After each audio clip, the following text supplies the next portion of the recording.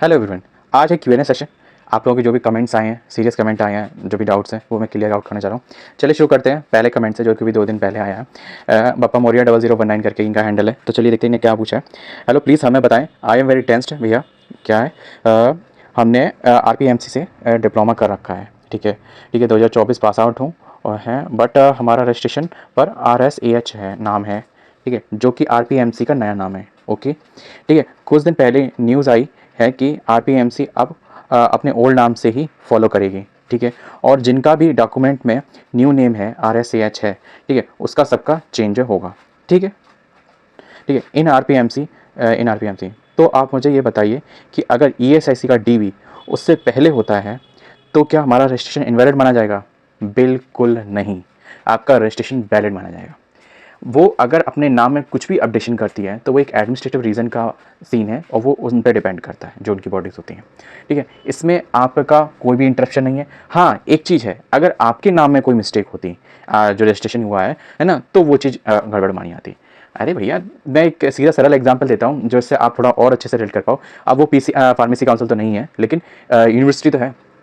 UP में अभी जो करंटली जो नेम है यूनिवर्सिटी का, doctor APJ Abdul Kalam technical university. इसे यूपीटीयू के, GPTU, MPTU के नाम से भी जाना जाता है, MTU। ठीक है, महामाया टेक्निकल यूनिवर्सिटी। तो मेरे जो सुपर सीनियर थे, मतलब मैं फर्स्ट ईयर में था, वो थर्ड ईयर में थे, तो उनका भी सीन यही था। उनका सीन क्या ही था कि उनकी 4 मार्कशीट आई और चारों मार्कशीटों में अलग अलग यूनिवर्सिटी के नाम। अब आप ये सोचो, पहले तो जो कुछ से 1-2 लोग तो सीरियस हो ही जाते हैं। तो जब पहले थे तो वहाँ पे जो काउंसलर थे कॉलेज के, तो उन्होंने स्पेशली बताया कि कोई दिक्कत वाली बात नहीं है, क्योंकि इसमें आपका जब आपका ये अपडेशन हो जाएगा ना नाम, ठीक है, तो आपके रजिस्ट्रेशन के जो नीचे है ना, उसमें वो एक क्लैरिफिकेशन की चीज़ आएगी। और क्लैरिफिकेशन की चीज़ आए या भाड़ में जाए, आए चाहे ना आए, वो प्रिंट करें उसमें चीज़ ना करें, ठीक है, इससे आपको कोई फ़र्क नहीं पड़ता। ना आपका रजिस्ट्रेशन इनवैलिड माना जाएगा, ना नथिंग एल्स आपको कोई दिक्कत होगी। जाए ये जो अपडेशन या फिर जो चेंज होकर आपका जो नया रजिस्ट्रेशन अपडेट होकर है वो आ जाए, ठीक है, और ये चाहे उसके पहले हो जाए बाद में, उससे कोई फर्क नहीं पड़ा। सीधा सटीक सिंपल आप समझें।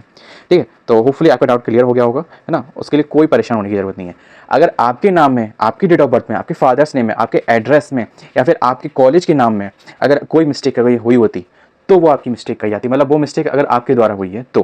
ठीक है, अनटिल अनलेस इसमें आपका कोई रोल नहीं है, तो इसलिए आप पे कोई भी ब्लेम नहीं डालेगा। ठीक, नेक्स्ट चलते हैं। इसमें क्या लिखा होगा, हाउ टू डाउनलोड, इसमें इस वाली वीडियो में क्या है, मेरा तो यूज़र आईडी ही रॉन्ग बता रहा है। चलो ठीक है, आप लोग यूज़र आईडी रॉन्ग बताते हैं तो वो देख लीजिएगा रिट्राई करके, तो आराम से आ जाएगा SGPJ वाले में। नेक्स्ट, सर ये AIMS-CRE वाले हैं क्या? देखो इसमें AIMS-CRE वाले नहीं भाई, ये AIMS-CRE वाले नहीं है, ये अलग थे। ये पहले निकली थी वैकेंसी, ठीक है, AIMS-CRE से पहले वाली, ये वो वाली वैकेंसी है। ठीक है, बट ये है कि DV प्रोसेस थोड़ी लेट होती है। ठीक है, 1 to 1 1 to 1 1 to 1 चलता रहता है। देखो सिंपल सी बात है, जो DV सीन है, जो DV का सीन रहता है वो इंस्टीट्यूशन पर डिपेंड होता है।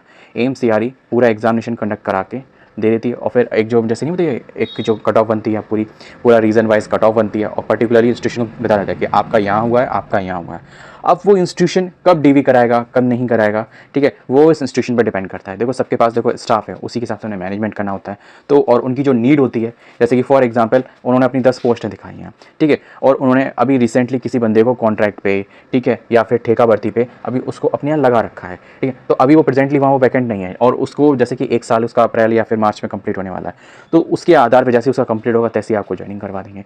DV वगैरह प्रोसेस से 1 महीने पहले हो जाएगा और तभी फिर आपकी ज्वाइनिंग भी हो जाएगी। तो ये सीन होती है कि जैसे कि जो आपका डिलेनेस होता है ना, ये डिपेंड अपॉन वैकेंट पे भी डिपेंड करता है। ठीक है, तो इसके लिए थोड़ा सा टाइम जरूर लगता है। एक चीज़ ये तो है, क्योंकि मेरे ख्याल से क्या होना चाहिए कि DV करा के रख लेना चाहिए। ठीक है, DV करा के रख लेना चाहिए। आप देखो ज्वाइनिंग वो लोग इसलिए नहीं करवाते क्योंकि जिस दिन से आपकी ज्वाइनिंग हो जाएगी उस दिन से उनको सैलरी पे करनी पड़ेगी। आप करेंटली अगर इत्तेफाक से अगर वो कहीं और, अगर वो किसी और को पे कर रही होंगी, तो फिर वो आपको पे कैसे कर सकते हैं? बजट तो बजट ही है ना। ठीक है, हर इंस्टीट्यूशन का अपना अपना बजट है, तो ये सीन थोड़े चलते हैं। ठीक है, तो इसके लिए आप थोड़ा रिलाई होना चाहिए। और ये AIMS-CRE वाला नहीं है, ठीक है, ये उससे पहले जब 2023 में आई थी, ठीक है, ये उसका है। देखो DV प्रोसेस बहुत डिले हुआ है, ESIC का भी हुआ था, एम्स का फिर भी मैं ये कहूँगा 2-3 महीने में सेटल हो गया था। ESIC का थोड़ा चला था, पर इतना लंबा भी नहीं चला था ना, पर क्योंकि ऐसा हुआ था, ESIC के जो उस वक्त पैरामीटर्स थे, ठीक है, पेपर के आधार पे, है ना, तो वो चीज़ थोड़े डिफरेंट थे, और इस वजह से मोस्ट ऑफ प्लेसेस पे, ठीक है, जहाँ पोस्ट थी वहाँ वो कैंडिडेट क्वालिफाई नहीं हो पाए थे, क्योंकि वहाँ सीन थोड़ा जो टेक और नॉन टेक में फंस के रह गया था। अगर ओवरऑल स्कोर पे अगर मतलब होता सिलेक्शन, ठीक है, तो वो पक्का, तो मोस्टली कैंडिडेट तो सीटें शायद नहीं बचती। ठीक है, क्योंकि मोस्टली मैंने रिजल्ट जो देखे हैं ESIC के, जो देखे थे इंडिविजुअल निकली थी, तो उसमें सीन यही हो गया था उन्होंने अपना जो पैटर्न रखा था, ठीक है, सिलेक्शन का, वो थोड़ा जो डिफरेंट था, उसमें टैग और नॉन टैग का दोनों का ही वेटेज था, ठीक है। और तो इसके कारण ऐसे बहुत से रिजल्ट थे, ठीक है। तो बच्चे थे जिनका सीन ये था कि जो कुछ टैग में अच्छे थे, कुछ नॉन टैग में अच्छे थे, ठीक है। तो वो सीधी सी बात है, अभी जैसे 100 नंबर का पेपर होता है ना, और उसमें से आप अगर 50 में से 40 नंबर अपने टैग में ले आते हो और नॉन टैग में 10 ले आते हो, तो 50 नंबर होना चाहिए, जबकि ऐसा नहीं है, उसमें 17.5 नंबर चाहिए ही चाहिए थे, ठीक है। तो मतलब एक मिनिमम कट ऑफ बना दी थी कि अगर आपके पास इतने नंबर नहीं है तो आपका सिलेक्शन नहीं है ना। ऐसे ऐसे कैंडिडेट थे जिनके टैग में मतलब मैक्सिमम टू मैक्सिमम मार्क्स थे, पर वो नॉन टैग में या फिर किसी किसी के, मैं अपना बताऊँ मैं अपना बताऊँ, मेरे मेरे मेरे नॉन टैग में 50 आउट ऑफ 49 थे, ठीक है। मेरे मतलब 48.5 वही एक कटा था, वही ऐसे ही थे, ठीक। एक क्वेश्चन मेरा गलत हुआ था बस, ठीक है। नॉन टैग में मेरा पूरा सही था, लेकिन टैग में मेरे को मतलब 34 जाने 35 कट ऑफ थी 50 में से, है ना, कुछ ऐसा था। 34 नंबर चाहिए थे, 34-35 के समथिंग 35 नंबर चाहिए, 35 नंबर चाहिए थे, ठीक है। और मेरे आए थे 33। आप अगर आप तुम ओवरऑल अगर चेक करोगे तो ओवरऑल तो मेरा बहुत अच्छा गया, ठीक है। लेकिन अगर इंडिविजुअली चेक करोगे तो इंडिविजुअली तो वंडा फट गया। तो मतलब देखो इसे ही यार कहीं ना कहीं लक कहते हैं, तो ठीक है जो भी है। तो ये एमसीआरई वाली नहीं है, ठीक है। और आप लोगों को एक चीज़ बता दूँ, ईएसआईसी की भर्ती आने वाली है, ठीक है। और ये आएंगी कब, ये भी मैं ये नहीं कहूँगा कि अभी आ रही हैं 1 महीने में 2 महीने में, अभी कोई भी नहीं आ रही, क्योंकि देखो ये सारी भर्तियाँ जो भी होती हैं नवंबर टू दिसंबर में मोस्टली होती हैं, मतलब एप्लीकेशन निकलते हैं, ठीक है, पेपर होता है। क्योंकि देखो रफली ये मान के चलो फाइनेंशियल ईयर जो हमारा होता है वो अप्रैल से स्टार्ट होता है, तो इन लोगों की जो ज्वाइनिंग होती है प्रयास करते हैं कि मार्च तक करा दें और अप्रैल से नए सेशन से, ठीक है, इनको लगा दें। तो ये सीन होता है, क्योंकि मोस्टली जैसे कि और जैसे कुछ कुछ एम्स है जो करा भी देते हैं, देखो तो ये क्योंकि रफली अगर पिछले कुछ सालों में देखें तो जितनी बार वैकेंसी आई हैं वो नवंबर से लेकर फरवरी के बीच में आई हैं। तो ये चीज़ हमें, ये डेटा है, ठीक है। तो इसके आधार से 2 से 3 बार अगर हो चुके हैं पेपर, 2 बार पेपर हो चुके हैं, तो इससे हमें अच्छी इंपोर्ट मिलता है। तो यही चीज़ें हमें थोड़ा रफली मतलब रहना चाहिए। फिर बाकी देखो राम कथा है कि देखो ऑनलाइन तो बहुत कुछ बोलते हैं, चलो वो ठीक है, उससे मुझे कोई मतलब नहीं, ठीक है। और कुछ और मैंने कमेंट के अलावा आपको कमेंट कर ही दिए थे, तो इसलिए मैंने, और कुछ है रिसेंटली किसी का, ठीक है, डॉक्यूमेंट वेरिफिकेशन की कितने दिन बाद ज्वाइनिंग मिलती है, ठीक है। ये विशाली बोल रही हैं कि डॉक्यूमेंट वेरिफिकेशन कितने दिन बाद ज्वाइनिंग मिलती है। अभी मैंने जैसे बताया कि ज्वाइनिंग कितने दिन बाद मिलती है ये इंस्टीट्यूशन पे डिपेंड करता है, और दूसरा ये डिपेंड करता है कि उन्हें ज़रूरत है अभी कि नहीं, ठीक है, तुरंत के तुरंत तो ये भी चीज़ होती है। तो वैसे मोस्टली ये होता है कि अगर आप जैसे नर्सिंग डिपार्टमेंट का अगर मैं लेता हूँ, वैसे आप डिपार्टमेंट क्या है आप ये बता पहले, ठीक है। वैसे अगर आप नर्सिंग डिपार्टमेंट का है तो 1 वीक में आपकी ज्वाइनिंग हो जाएगी आफ्टर डीवी में अगर आपकी कॉलिंग डीवी के बाद जो रिजल्ट आता है, ठीक है, अगर डीवी में आप हो गए ओके हो गए तो आपका 1 वीक में नेक्स्ट 1 वीक में आपकी ज्वाइनिंग हो जाती है। फिर आप ये कि अगर आपके पास कोई डॉक्यूमेंट नहीं है या फिर जो भी चीज़ इशू होती है तो उसके लिए भी जो टाइम मिलता है तो वो चीज़ अलग बात होती है, वो आप पे डिपेंड होती है, मतलब मिनिमम टू मैक्सिमम तो 1 मंथ मान लो, ठीक। और रही बात और किसी और की, अब जैसे ये एक चीज़ मैं बताऊँ कि एम्स दिल्ली में जब 2023 में जब वैकेंसी आई थी तो विदिन 10 to 15 डेज़ में सब कुछ हो गया था, बहुत सारे एम्स में। एम्स जम्मू में हो गया था, ठीक है, जोधपुर में बहुत बाद में हुआ, एम्स जोधपुर में सबसे बहुत बाद में हुआ। इन्होंने मतलब डीवी कुछ पोस्ट के लिए कंडक्ट कराया था, फिर कुछ पोस्टों का थोड़े दिनों बाद कंडक्ट कराया, ठीक है, कुछ सीन था, ठीक है। तो थोड़े दिन बहुत कुछ दिनों के बाद गैप करके हुआ था, थोड़ा डिले हुआ था काफ़ी जोधपुर का सीन, ठीक है। तो ये सब चीज़ें हैं, टाइमिंग चलती हैं, होता है, ठीक है। आप ये मान के चलें मिनिमम 7 दिन और मैक्सिमम 1 महीना। और फिर ये है कि बाई लक, अभी जैसे कि केजीएमयू का भी अभी बहुत से लोग कमेंट कर रहे थे कि केजीएमयू का कब तक होगा, ठीक है, केजीएमयू का एग्ज़ाम कब होगा। अब केजीएमयू का जो मल्टीपल पोस्ट का जो एग्जामिनेशन है, अगर आप लोगों ने फॉर्म डाला है तो प्लीज़ कमेंट बॉक्स में करें कि आपने किस किस पोस्ट में फॉर्म डाला है, ठीक है। तो देखते हैं केजीएमयू के बगैर कोई है, केजीएमयू डाउनलोड कहाँ से हो रहा है तो भाई, देखो जाओ लिंक में जाओ, ऑप्शन जाओ तो आपको डाउनलोड का ऑप्शन मिल जाएगा वहीं पे, ठीक है। जूनियर ड्रग एनालिस्ट का कट ऑफ कितना रहेगा और कितना नहीं, क्या सीन रहेगा आपका तो भाई फूड वाले हो, ठीक है। जूनियर, मैं फूड वाला नहीं यार, मैं फूड वाला नहीं हूँ अच्छा आप लोग आपस में बात करो तो मुझे भी नहीं पता, ठीक है। मैं फूड वाला नहीं हूँ अगर आप मेरे से बोल रहे हो, Lalla Rajawat, I am not from food, I am from drugs, ठीक है। जूनियर ड्रग एनालिस्ट का कितना कट ऑफ रहेगा यूआर का आफ्टर रिवाइज्ड आंसर के साथ। देखो सीधी सी बात है, एक तरीका है जिससे एक कैलकुलेटिव पता चल सकता है, लेकिन मैं इस वीडियो को मैं ज़्यादा लंबा नहीं करूँगा क्योंकि मैंने केवल आपको क्वेश्चन आंसरिंग के लिए किया है, तो मैं इसके रिगार्डिंग डिटेल वीडियो बनाऊंगा, ठीक है, और आपके लिए पोल क्रिएट करूँगा, ठीक। और दूसरी बात यह है कि अभी एक एग्जैक्ट डेटा इसलिए नहीं प्रेडिक्ट किया जा सकता क्योंकि अभी इसके रिगार्डिंग सुनने में आया कि कोर्ट में भी अपील हुई थी, मतलब एलिजिबिलिटी को रिगार्डिंग क्लैरिफिकेशन के लिए। वैसे सही माने में उसके अकॉर्डिंग फूड वाली करनी चाहिए थी। देखो ड्रग्स वाले में सिंपल सा, उसमें कुछ ऐसा कुछ डाउटफुल लिखा ही नहीं था, सीधा बी फार्मा लिखा हुआ था, कुछ ऐसा लिखा ही नहीं था। तो उन्होंने स्पष्ट कर दिया कि केवल कोई भी केवल बी फार्मा कुछ भी नहीं है, ठीक है। और रही बात ये जो डेटा आप जो कैलकुलेशन करोगे कितनी कट ऑफ रह सकती है, कितनी कट ऑफ रहेगी, तो वो मैं एक रफली बता सकता हूँ, क्योंकि एग्जिट डेटा मेरे ख्याल से तो प्रेडिक्ट करना थोड़ा सा इम्पॉसिबल टर्म है, क्योंकि एलिजिबिलिटी का भी बहुत सा इशू रहेगा इसमें। ये मैं इसलिए कह सकता हूँ क्योंकि मैं जिस एग्जामिनेशन सेंटर पे, ठीक है, मैं गया था, मेरा एक फ्रेंड गया था, हम लोग दो का तो हमें पता ही है, ठीक है, सीन, ठीक है। तो वहाँ का जो सीन था वो थोड़ा डिफरेंट था वहाँ पे। अब ये तो है, सब लोग, कोई भी ये तो नहीं कह रहा था कि मैं फार्मा वाला नहीं हूँ, पर उनके नॉलेज से पता चल रहा था कि कुछ कैंडिडेट हैं, कुछ कैंडिडेट नहीं हैं, कुछ कैंडिडेट कैजुअली आए हुए हैं, कुछ कैंडिडेट सीरियसली भी आए हुए हैं, है ना, कुछ फोकस्ड हैं, हाँ अरे ठीक है, अगर होगा तो ठीक है, नहीं बना तो ठीक है, चल ही रहे हैं, अच्छा समझ, सबका बिजनेस चल रहा है। वैसे भी ये बात तो है, फार्मा करने के बाद मोस्टली प्राइवेट बिजनेस तो बहुत, प्राइवेट चीज़ें तो अपनों के पास बहुत ऑप्शंस रहते हैं, ठीक है, पर इन गवर्नमेंट सेक्शन में सेक्टर में एकदम नैरो हो जाता है, एकदम बहुत माइन्यूट चीज़ें मिलती हैं, प्लेस मिलते हैं। चलो वो सब चीज़ें अलग है, ठीक है। तो मैं आपके इसके बारे में कट ऑफ एनालिसिस, ठीक है, और कितनी एक्सपेक्टेड जा सकती है, क्योंकि इसका रियल डेटा तो आप ही लोग बता सकते हो, ठीक है। मैं सभी व्यूअर से कहूँगा, अगर आपकी जानकारी में आपका friend, colleague, sister, girlfriend, junior, senior, जो भी हो, किसी ने भी अगर उसका फॉर्म भरा हो, तो प्लीज़ उसको चैनल की वीडियो शेयर कर दीजिएगा, जैसे मैं वो वीडियो बनाऊँ, ठीक है, क्योंकि मैं उसमें एक पर्टिकुलर पोल क्रिएट करूँगा, है ना, और जिसमें मैं 2 तरीके के पोल क्रिएट करूँगा, ठीक, जिससे कि हमें एक एग्जैक्ट अमाउंट ऑफ डेटा मिल पाएगा रफली, कि हाँ इसके अमाउंट नियर जा सकती है। फिर उसके बाद एक चीज़ ये हो जाएगी कि आपकी एलिजिबिलिटी इफेक्ट करेगी। एलिजिबिलिटी का मतलब ये है कि जैसे कि अगर कोर्ट केस पड़ा है, तो ये बात कन्फर्म है, उसमें जो 2000 प्लस कैंडिडेट जो जिनका फॉर्म एक्सेप्ट हुआ था, ठीक है, वो उतने कैंडिडेटों में बहुत से कैंडिडेट हैं जो कि डिफरेंट एलिजिबिलिटी है, ठीक है, ये श्योर शॉट है।